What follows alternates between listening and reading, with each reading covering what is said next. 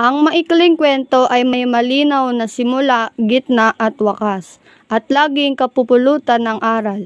Madalas na tinatalakay ang kolonyalismo, moralidad, relasyon at ang paghahanap ng sariling identidad. Matapos ang mahabang panahon ng pananakop ng Espanya noong 1565 hanggang 1898, dumating ang mga Amerikano sa Pilipinas noong 1898.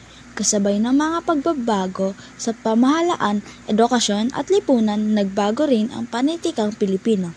Sa panahong ito, nagkaroon ng bagong anyo ang panitikan. Ito ay ang maikling kwento sa Ingles at Tagalog. Itinuro ng mga Amerikano ang wikang Ingles sa mga paaralan sa pamamagitan ng pampublikong edukasyon. Maraming Pilipino ang natuto magsulat sa Ingles at magsalita ng bagong tika. Pahayagan tulad ng Philippines Free Press at mga magasin ay nagsimula sa paglatahal ng mga kwento sa Ingles. Dahil dito, unti-unting nakilala ang maikling kwento bilang isang tanyag na anyo ng panitikan sa Pilipinas. Ang mga maikling kwento ng panahon ng Amerikano ay hindi na puro alamat, kundi mga kwento ng karaniwang Pilipino. Pinapakita rito ang pag-asa, pangarap at mga pagsubok ng tao sa gitna ng pagbabago ng lipunan. Sumikat si Paz Marquez Benitez.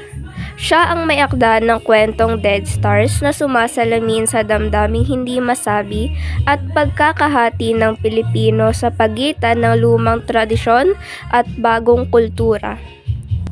Isa pa si Lope K. Santos. Siya ay isang manunulat at tagapagsulong ng wikang Tagalog.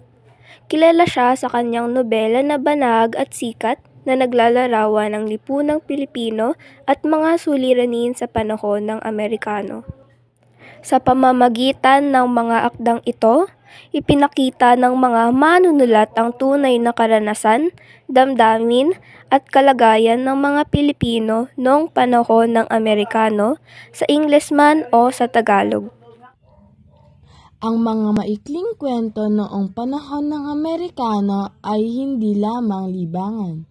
Isa rin itong paraan ng mga Pilipino upang ipahayag ang kanilang damdamin, karanasan at pagkakilanlan sa pamamagitan ng pagsusulat. Sa bawat kwentong sinusulat, kita ang paghahangad ng kalayaan, paghahanap ng pag-asa at pagmamahal sa bayan. Pinapakita rin ito ang pagtatanggap sa pagbabago at ang pagsisikap ng Pilipino na makilala ang kanyang sarili sa modernong panahon. Hanggang ngayon, ang mga maikling kwento sa panahon ng Amerikano ay patuloy na nagbibigay ng inspirasyon.